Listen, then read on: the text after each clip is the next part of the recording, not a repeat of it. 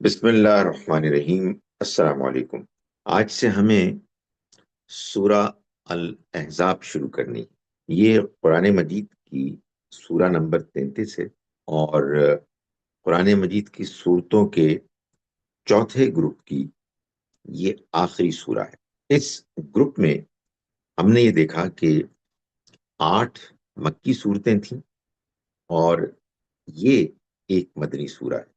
یہ سورہ مبارکہ بالکل ایسے ہی اپنے مکی صورتوں کے بعد اختتام میں ایک مدنی صورت کی شکل میں آئی ہے، جیسا کہ پچھلے گروپ میں یعنی گروپ نمبر 3 میں بہت سی مکی صورتوں کے بعد سورہ نور ایک مدنی سورہ کی شکل میں اللہ تعالیٰ نے قرآن مجید میں رکھی۔ قرآن مجید میں 114 صورتوں میں سے 6 صورتیں ہیں کہ جو جوڑا نہیں ہے، جو کسی اور سورہ کے ساتھ جوڑا بن کر نہیں آئی۔ بقیہ 108 صورتیں جوڑوں کی شکل میں۔ سورہ احزاب بھی انہی 6 صورتوں میں سے ایک سورہ، یعنی وہ 6 صورتیں سورہ الفاتحہ، سورہ النور، یہ سورہ الاحزاب ہے، اور اس کے بعد سورہ الحجرات ہے، اس سے پہلے سورہ یاسین ہے اور سورہ الواقعہ۔ یہ 6 صورتیں ہیں جو جوڑوں کے اس اصول سے الگ صورتیں۔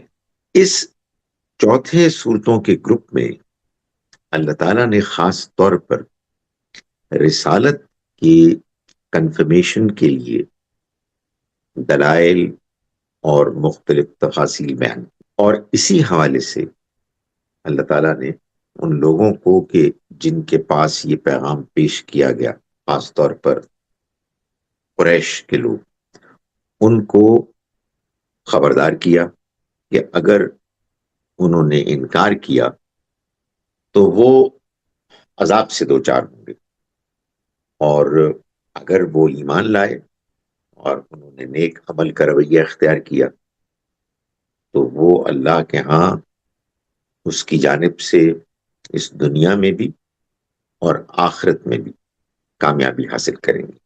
گویا کہ انذار و تبشیر یہ ان صورتوں کا بھی موضوع ہے جو اس چوتھے گروپ میں آئیں، مگر اس میں زیادہ نمایاں مضمون رسالت کا مضمون ہے۔ یہ سورہ مبارکہ اس گروپ کی اختتامی سورہ ہے، اور اس میں خاص طور پر نبی اکرم صلی اللہ علیہ وسلم کا مقام، آپ کے ازواج مطہرات کا مقام، اور پھر آپ کے خلاف منافقین اور اہل کتاب کی سازش، یہ سب مضامین بیان ہوئے ہیں۔ اسی سورہ مبارکہ میں اللہ تعالیٰ نے یہ بات بھی واضح فرمائی ہے کہ آپ خاتم النبیین ہیں، آپ کے بعد اب کوئی نبی، کوئی رسول نہیں آئے۔ ہم اس سورہ مبارکہ کا آغاز کرتے ہیں۔ اعوذ باللہ من الشیطان الرجیم، بسم اللہ الرحمن الرحیم۔ یا ایھا النبی اتق اللہ، اے نبی اللہ کا تقوی اختیار کریں،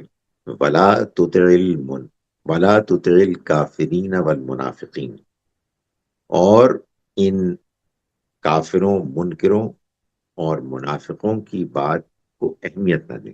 قرآن مجید میں لفظ اطاعت فرما برداری کے مفہوم کے لیے بھی آتا ہے، اور اہمیت نہ دینا، کان نہ دھرنا، اس مفہوم کے لیے بھی آتا ہے۔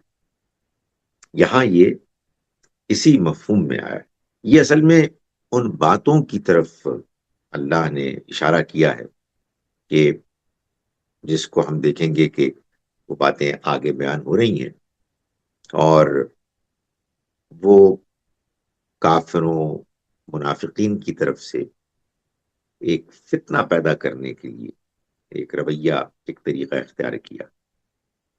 یہ ابتدا ہی میں یہ تنبیہ کر دی گئی کہ ان باتوں کو زیادہ اہمیت دینے کی قطعاً کوئی ضرورت نہیں ہے، ان سے مروب ہونے کی کوئی ضرورت نہیں ہے، ان اللہ کان علیما حکیما، اللہ سب کچھ جاننے والا ہے، بڑی حکمت والا ہے۔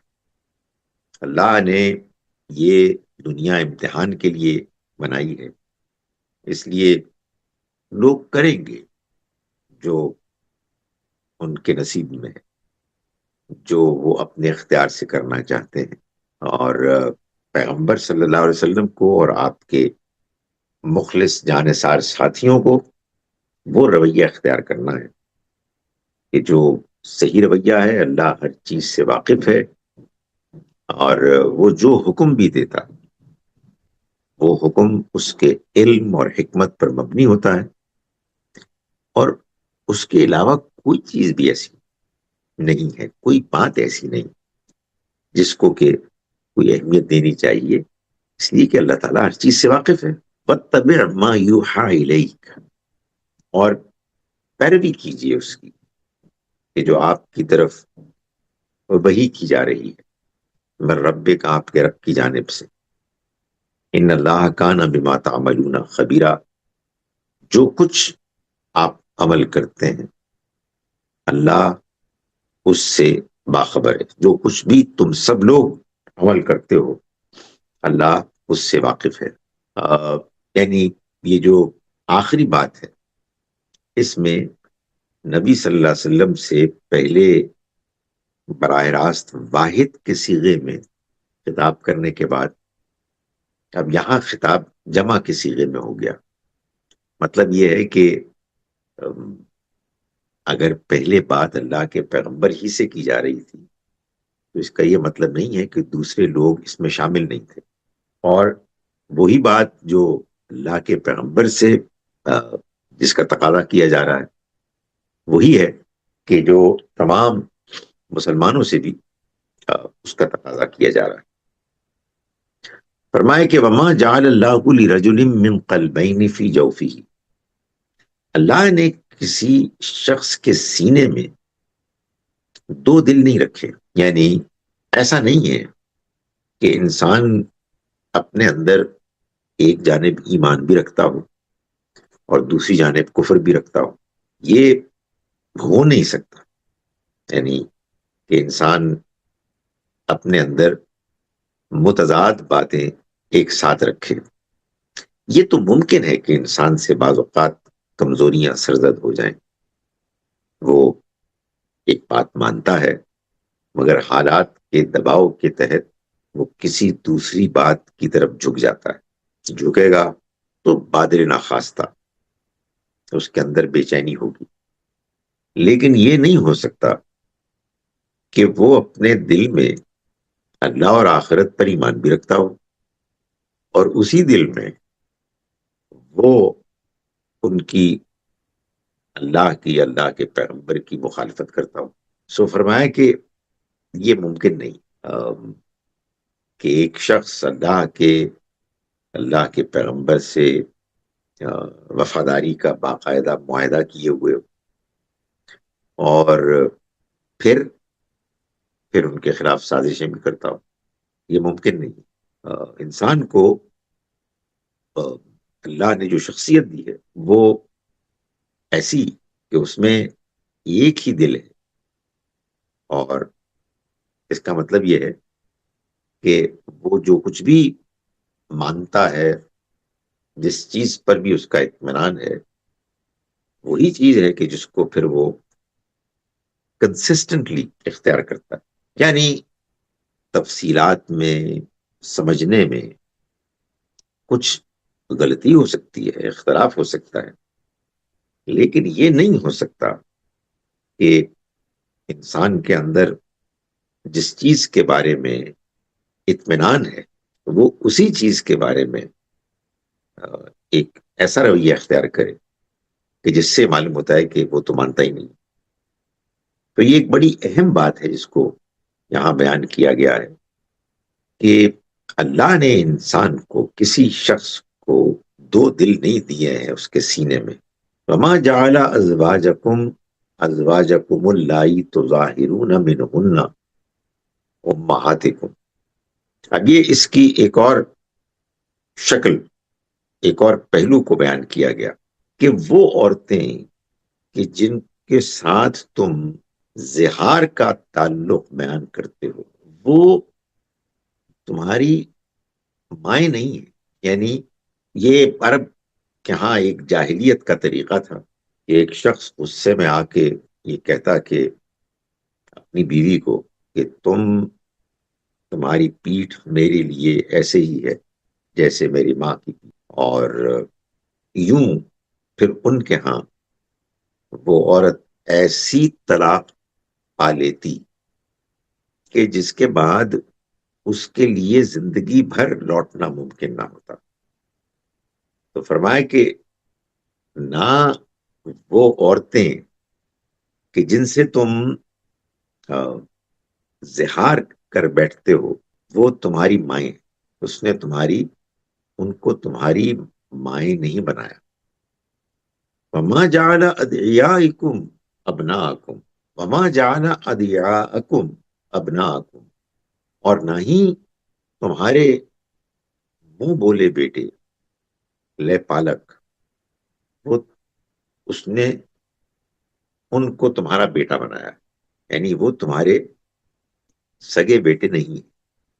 ذالکم قولکم، یہ تو تمہاری باتیں ہیں، بیفواہکم، جو تمہاری زبانوں سے نکلتی ہیں. واللہ یقول الحق، اور اللہ تو حق بات کہتا ہے. وہو یہدی السبیل، اور وہ رہنمائی کرتا ہے سیدھے راستے کی، یعنی صحیح سمت میں وہ راستے کی رہنمائی کرتا ہے. ادعوہم لآبائہم، ان کو تم پکارو ان کے باپوں کے نام سے، یعنی جو ان کے حقیقی بایولوجیکل والد ہیں ان کی نسبت سے تم ان کو پکارو. وَأَقْسَطُ عِندَ اللَّهِ، یہ اللہ کے نزدیک سب سے زیادہ انصاف پر مبنی بات ہے. فَإِن لَّمْ تَعْلَمُوا آبَاءَهُمْ، پھر اگر تم نہیں جانتے ہو ان کے باپوں کو، فَإِخْوَانُكُمْ فِي الدِّينِ، تو پھر وہ تمہارے دین میں بھائی ہیں. وَمَوَالِيكُمْ، اور تمہارے موالی، تمہارے حلیف ہیں. یعنی جب تم کسی بچے یا بچی کو پالتے ہو، یعنی ایڈاپٹ کرتے ہو لے پالک کی حیثیت میں، تو تمہیں یہ حق حاصل نہیں ہے کہ تم ان کے نام کے ساتھ اپنا نام رکھو، یعنی اس شخص کا نام کہ جو پال رہا ہے. بلکہ جب بھی باپ کا ذکر کیا جائے گا تو اس کے حقیقی باپ ہی کو بیان کیا جائے گا، اسی کا نام لیا جائے گا. یہ اللہ کے نزدیک انصاف پر مبنی بات ہے.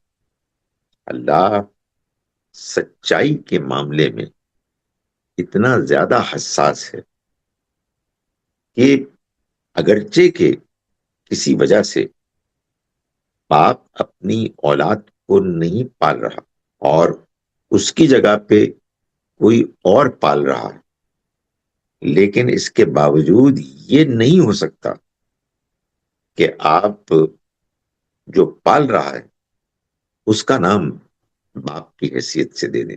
اللہ اس بات کو اگر بیان نہ کرتا اور وہ رسم، وہ طریقہ اسی طرح سے رائج رہتا جیسا کہ پہلے چل رہا تھا، تو پھر یہ بات کہنی مشکل ہو جاتی کہ ہم جھوٹ نہیں بول سکتے، کسی حال میں نہیں بول سکتے. یہاں اللہ تعالیٰ نے یہ بات واضح فرما دی کہ وہ تمہارے بیٹے نہیں ہیں. اس وقت بھی تم اپنا نام نہیں دے سکتے کہ جب ان کے باپوں کا نام معلوم ہی نہ ہو. بعض اوقات ایسا ہو سکتا ہے کہ باپ کون ہے اس کو طے نہیں کیا جا سکتا، اس کے لیے کوئی دلیل، کوئی ایویڈنس موجود نہیں. اس کے باوجود جو پال رہا ہے اس کا نام نہیں رکھا جائے گا، اس کا نام نہیں پیش کیا جائے گا، بلکہ کوئی ایسا طریقہ اختیار کیا جائے گا کہ جس میں یہ بات واضح ہو جائے کہ یہ تمہارے بھائی ہیں دین میں، اور تمہارے موالی یعنی حلیف ہیں. یہ ایک عربوں کے ہاں طریقہ تھا کہ بعض اوقات کسی خاندان یا قبیلے میں کوئی باہر کا فرد آ کے شامل ہو جاتا، پھر وہ مولا کہلاتا، وہ اس خاندان کا، اس قبیلے کا حلیف بن جاتا، اگرچہ کہ وہ اس فطری طریقے سے تو اس خاندان کا فرد نہیں ہے کہ جیسے عام طور پر افراد ہوتے ہیں، لیکن بہرحال اس کو اختیار کر لیا گیا. اب اگر اس کو کوئی قتل کرے گا تو گویا کہ پورا خاندان اور پورا قبیلہ اس کا وارث ہوگا، اور جو معاملات بھی طے ہوں گے وہ اسی کو ملحوظ رکھ کر ہوں گے.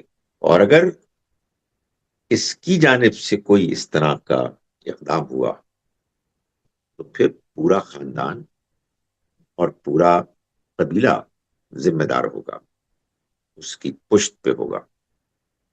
لیکن اس کے باوجود اس خاندان میں ایسا نہیں ہے کہ سگا بیٹا سمجھا جائے. گویا کہ اللہ تعالیٰ نے اس بات کو قبول کر لیا کہ تم اگر بچوں کو پالتے ہو تو پال تو سکتے ہو، لیکن یہ نہیں کرو گے کہ تم ان کا نام بیان کرتے ہوئے غلط بیانی کرو گے، بلکہ اصل والد کا نام ہی بیان کرو گے. اور نبی ہو معلوم تو تب بھی اپنا نام نہیں رکھو گے. ہاں البتہ وہ تمہارے موالی، تمہارے حلیف بن کر تمہارے ساتھ رہ سکتے ہیں. وَلَيْسَ عَلَيْكُمْ جُنَاحٌ فِي مَا أَخْطَأْتُمْ بِهِ، اور تم پر کوئی گناہ نہیں ہے اس معاملے میں کہ جو تم سے خطا ہو گئی. وَلَكِنْ مَا تَعَمَّدَتْ قُلُوبُكُمْ، مگر اس بات سے روکا گیا ہے کہ جو تمہارے دل آمادگی کے ساتھ کریں، یعنی جان بوجھ کر اس کے بعد ایسی بات نہیں کی جائے گی. جو غلطی سے پہلے ہو گیا سو ہو گیا، لیکن تمہارے دلوں نے جس بات کا ارادہ کیا کر لیا اس پر ضرور گرفت ہوگی. یعنی تم جانتے تھے اور جاننے کے باوجود تم نے ایسا کیا. وَكَانَ اللَّهُ غَفُورًا رَحِيمًا، اور اللہ مغفرت کرنے والا، رحم کرنے والا ہے. ظاہر ہے کہ اس میں یہ سوال پیدا ہوتا ہے کہ کیا اللہ تعالیٰ ایڈاپشن کو ختم کر رہے ہیں یا ڈسکریج کر رہے ہیں؟ نہیں، ایسا نہیں ہے. ہمارے ہاں بعض مذہبی حلقوں میں یہ بات مشہور ہے کہ اسلام میں ایڈاپشن کو پسند نہیں کیا گیا، بلکہ ایڈاپشن ناجائز ہے، یہاں تک لوگ کہتے ہیں. حالانکہ قرآن مجید بڑی واضح بات کر رہا ہے، مگر اس واضح بات کی موجودگی کے باوجود لوگوں کے ہاں یہ تصور ہے.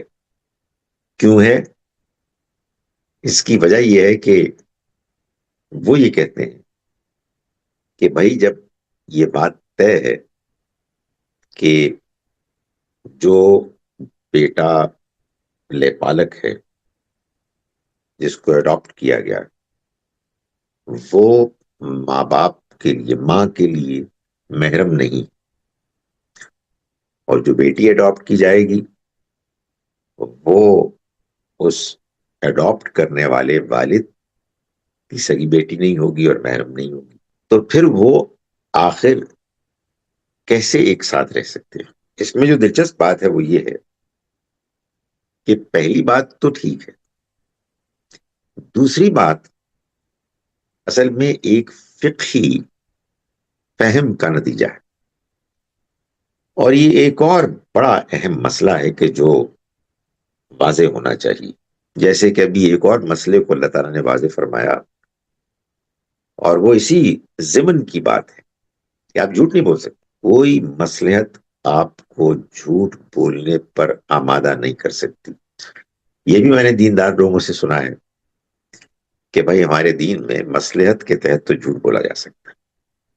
پھر میں نے یہ دیکھا ہے کہ بڑے بڑے نیک لوگ بڑے اطمینان کے ساتھ جھوٹ بولتے ہیں، اس لیے کہ ان کے نزدیک جس مقصد کے لیے وہ جھوٹ بول رہے ہیں وہ ایک اچھا مقصد.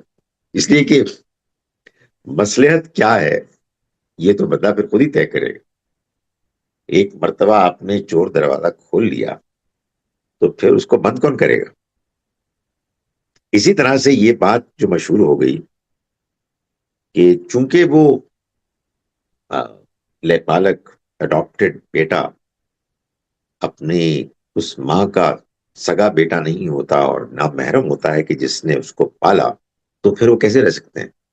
اور یہ حال اڈاپٹڈ بیٹی کا بھی ہے.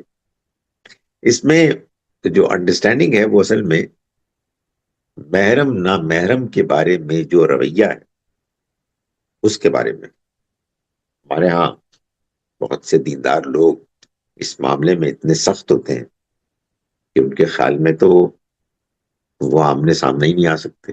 اور جب کوئی لڑکا یا لڑکی، خواہ کوئی خاتون اس کی پالنے والی ماں یا باپ ہی کیوں نہ، وہ چونکہ نامحرم ہے اور ان کی آپس میں شادی ہو سکتی ہے، اس لیے اس کا کوئی امکان ہی نہیں کہ وہ ایک ساتھ مل کے رہے.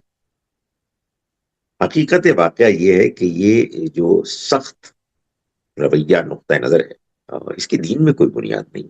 محرم نامحرم کا فرق اصل میں دو جگہوں پر عام طور پر دین میں زیر بحث آتا ہے. ایک یہ کہ محرم خاتون سے نکاح نہیں ہو سکتا، نامحرم سے نکاح ہوگا، یہ بات ٹھیک ہے. اور دوسرا یہ کہ سورہ نور کی آیت نمبر 32 سے یہ معلوم ہوتا ہے، 31 سے، کہ اگر کسی خاتون نے اپنے آپ کو زینت سے آراستہ کیا ہوا ہے تو پھر وہ زینت سوائے اس کے کہ جو آپ سے آپ ظاہر ہے، یعنی جو چہرے پہ ہے، ہاتھوں پہ ہے اور پیروں پر، اس کو تو چھپایا ہی نہیں جا سکتا. لیکن اس کے علاوہ جو کچھ ہے چھپایا نہیں جا سکتا سے مراد یہ کہ دین شریعت میں اس کو چھپانا لازم نہیں قرار دیا گیا.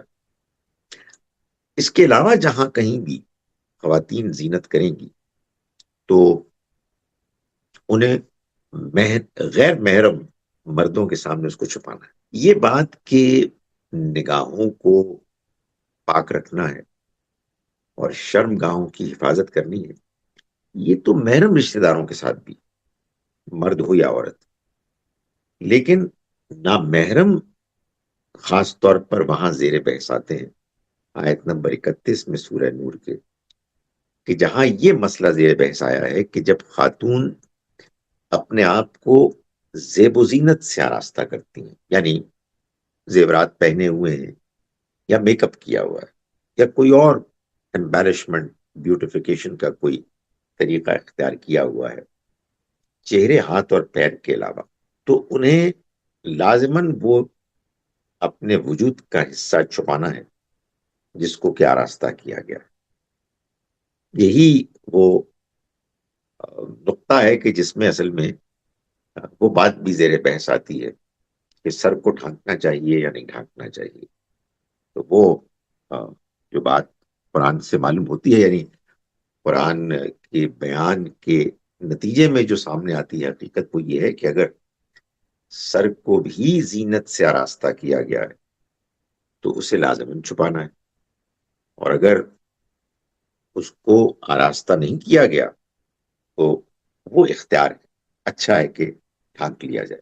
تو اس کے علاوہ کوئی بات قرآن میں بیان نہیں. حدیث میں البتہ یہ بات بیان ہوئی ہے کہ ایک محرم اور نامحرم آپس میں اکیلے کہیں الگ نہ ہو، یعنی آپ کیجیے گا تو نامحرم مرد اور عورت یہ در حقیقت ان احتیاطی تدابیر میں سے ایک تدبیر، ایک ایکسپیکٹیشن ہے کہ جو زنا سے بچانے کے لیے، روکنے کے لیے، یعنی بعض وہ باتیں ہوتی ہیں جو اصل حکم نہیں ہوتی بلکہ سدل للذریعہ کے ضمن میں آتی ہیں، کیٹیگری میں آتی ہیں، یعنی جو اصل گناہ ہے اس کی طرف لے جانے والے راستے کو روک دیا جاتا ہے۔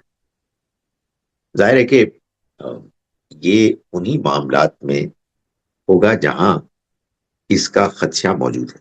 یہ حقیقت ہے کہ ہمارے ہاں تعلیمی اداروں میں، اسکولز، کالجز، یونیورسٹیز میں جو اساتذہ مرد پڑھاتے ہیں لڑکیوں کو بھی، اور جو خواتین پڑھاتی ہیں لڑکوں کو بھی، وہ بیٹوں بیٹیوں ہی کی طرح ہوتے ہیں۔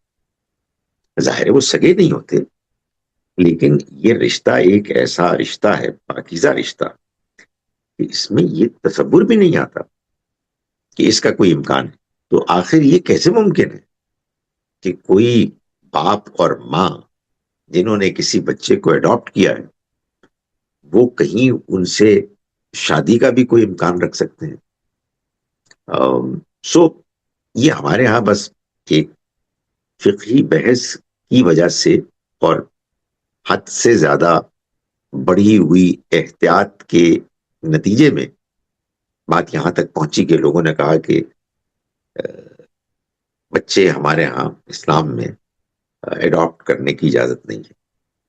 یہ ضرور ہے کہ اگر والدین کی اپنی اولاد بھی ہے اور کسی کو اڈاپٹ بھی کیا ہوا ہے تو ان کا آپس میں نکاح کا امکان ہے، لیکن اس کا بھی امکان ہے کہ یہ کہیں وہ آپس میں کہ نہیں ہم تو بہن بھائی ہیں۔ بہت ایسا ہوتا ہے کہ بعض اوقات ایک رشتے کا امکان بیان ہوتا ہے کہ بھائی اس کزن سے آپ شادی کر لیں، تو یا لڑکی یا لڑکا کہتا ہے جی ہم نے ان کو بچپن سے اپنا بھائی بہن سمجھا ہے۔ یہ سگوں کے علاوہ بھی ایسا معاملہ ہو جاتا ہے۔ فرمایا کہ النبی اولا بالمؤمنین من انفسہم وازواجہ امہاتہم۔ اب اسی طرح کے معاملات کچھ اور بھی ہیں، اور خاص طور پر جس چیز کو اس سورہ مبارکہ کا ایک اہم مرکزی مضمون ہے اس کے پہلو سے بیان کیا گیا کہ النبی اولا بالمؤمنین، نبی کا حق ماننے والوں پر زیادہ ہے، مقدم ہے، من انفسہم، خود ان کے اپنی ذات سے بھی زیادہ، وازواجہ امہاتہم، اور ان کی بیویاں یعنی نبی صلی اللہ علیہ وسلم کی ازواج وہ ان کی مائیں، یعنی ان کو وہ حیثیت ملے گی کہ جو ماؤں کی حیثیت ہے۔ اس کو آگے چل کے یہ بیان کیا گیا، چنانچہ نبی صلی اللہ علیہ وسلم کے دنیا سے رخصت ہو جانے کے بعد بھی ان سے کوئی نکاح نہیں کر سکے گا۔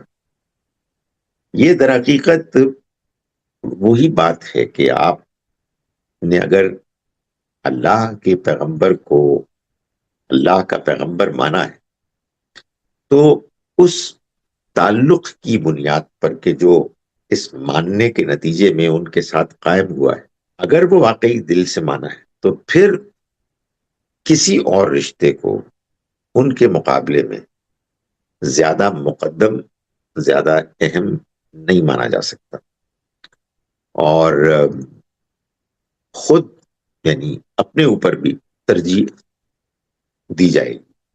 اور اگر یہ ہو گیا تو پھر اس کے بعد یہ تو آپ سے آپ ایک قدرتی نیچرل بات ہے کہ ان کی بیویوں کو یہ حیثیت حاصل ہوگی کہ سارے امتی ان کی اولاد ہیں، ان کے بیٹے ہیں۔ بیٹے بیٹیاں ہیں، وہی جذبات کے جو اپنی ماؤں کے لیے ہوتے ہیں وہ ان کے لیے ہوں۔ چنانچہ ہم ان کو امہات المومنین کہتے ہیں، مومنوں کی مائیں۔ اس کے علاوہ کوئی اور طریقہ ایسا نہیں ہے کہ جو ایک بندہ مومن اختیار کرے، یہ اسی دل میں کہ جو اللہ تعالیٰ نے فرمایا کہ انسان کے پاس ایک ہی ہوتا ہے، اگر پیغمبر کی حیثیت مقام قائم ہے تو پھر لازماً یہ بھی ہوگا کہ ان کی ازواج کو بھی ماؤں کی حیثیت ملے گی۔ ہاں، وَأُولُو الْأَرْحَامِ بَعْضُهُمْ أَوْلَىٰ بِبَعْضٍ فِي کتاب اللہ، یہ ضرور ہے کہ اپنے تعلق کے جو لوگ ہیں وہ ایک دوسرے کے مقابلے میں خدا کے قانون میں وہ زیادہ حقدار ہیں، یعنی وہ جو رشتے ہیں وہ اپنی جگہ پر موجود ہیں، وہ رشتے تو رشتے ہی ہوں گے جو اللہ کی طرف سے فطری طور پر انسان کو ماں باپ کی جانب سے ملے۔ من المومنین والمہاجرین، وہ اہل ایمان میں، مومنین میں اور مہاجرین میں وہ رشتے تو رہیں گے۔ الا ان تفعلوا الى اولیائکم معروفا، سوائے اس بات کے کہ تم کوئی اپنے اولیاء سے، اپنے تعلق کے لوگوں سے حسن سلوک کرنا چاہو۔ ظاہر ہے وہ تو الگ سے ایک معاملہ ہے، ہو سکتا ہے، لیکن بہرحال جو اللہ نے رشتے طے کیے ہوئے ہیں وہ رشتے تو اپنی جگہ پر ایک تقدیم، ایک ترجیح، پریفرنس رکھتے ہیں۔ فرمایا کہ کان ذالک فی الکتاب مستورا، یہ تو بات وہ ہے کہ کتاب میں لکھ دی گئی، طے کر دی گئی، اس سے انحراف نہیں ہوگا۔ سو رشتہ داریاں ہیں، وہ رشتہ داریاں اللہ نے فطری طور پر انسان کو اس کے والدین کے حوالے سے دی ہیں۔ ان رشتہ داریوں میں جو بھی کسی کی حیثیت زیادہ ہے، کسی کی کم ہے، اسی لحاظ سے رویہ ہوگا۔ دوسروں کے ساتھ حسن سلوک کرنے سے نہیں روکا گیا، اور ساتھ ہی یہ بھی بتا دیا گیا ہے کہ وہ ایمان کا رشتہ کہ جو اللہ کے پیغمبر صلی اللہ علیہ وسلم کے ساتھ ان کے نبی ہونے کی حیثیت سے قائم ہوا ہے، وہ سب سے بڑھ کر ہے، وہ تو خود انسان کی اپنی ذات سے بھی بڑھ کر ہے۔ اور اس حوالے سے جو ان کی ازواج مطہرات ہیں وہ امت کی مائیں۔ میں اب ان آیات کا ترجمہ آپ کے سامنے تھوڑی سی گھبراہٹ کے ساتھ پیش کر رہا ہوں۔ اس کی وجہ یہ ہے کہ یہ جو ایپ میرے پاس ہے اس میں نہ جانے کیوں ایک ایسی تبدیلی کر دی گئی ہے جس سے ترجمے میں کچھ گھپلا ہے، مگر میں کوشش کروں گا کہ اس سے بچتے ہوئے نکلوں۔ اب شروع کرتے ہیں اس اللہ کے نام کے ساتھ جس کی رحمت بے پناہ ہے، جس کی عنایت ہمیشہ کے لیے۔ اے نبی، اللہ سے ڈرو اور ان منکروں اور منافقوں کی باتوں پر کان نہ دھرو۔ اس میں کچھ شک نہیں کہ اللہ علیم و حکیم ہے۔ تم اس چیز کی پیروی کرو جو تمہارے پروردگار کی طرف سے تم پر وحی کی جا رہی ہے۔ ان اللہ کان بما تعملون خبیرا، حقیقت یہ ہے کہ اللہ ان سب چیزوں سے باخبر ہے جو تم لوگ کرتے ہو، اور بھروسہ کرو، رکھو اللہ پر، اور اللہ بھروسے کے لیے کافی ہے۔ یہ آیت نہ جانے کیوں مجھ سے مس ہو گئی۔ وتوکل علی اللہ، اور اللہ پر بھروسہ کرو، اور اللہ کافی ہے بھروسے کے لیے۔ فرمایا کہ اللہ نے کسی شخص کے سینے میں دو دل نہیں رکھے کہ ایک ہی حقیقت میں، ایک ہی وقت میں وہ دو متضاد باتوں کو مانتا رہے۔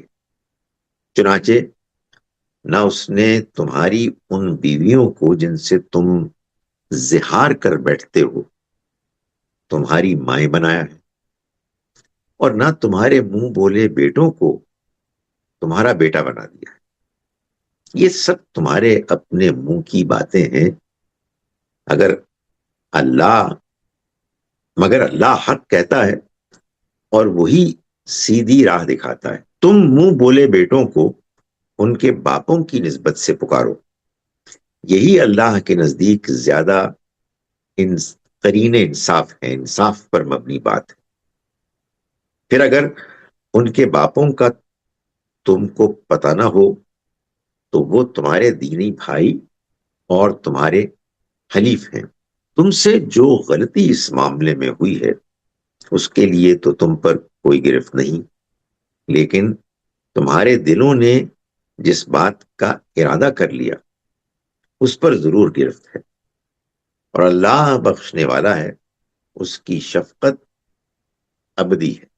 اسی اصول کے مطابق نبی کا حق تو اس کے ماننے والوں پر خود ان کی ذات سے بھی مقدم ہے، اور اس کی بیویاں ان کی مائیں ہیں، مگر رحمی رشتے رکھنے والے خدا کے قانون میں دوسرے تمام مومنین اور مہاجرین کی بنسبت ایک دوسرے کے زیادہ حقدار ہیں، الا یہ کہ اپنے تعلق کے لوگوں سے تم کوئی حسن سلوک کرنا چاہو۔ یہ اسی کتاب میں لکھا ہوا ہے، یعنی یہ چیز کتاب میں موجود ہے، نوشتہ ہے۔ اقول قولی ھذا استغفر اللہ لی ولکم۔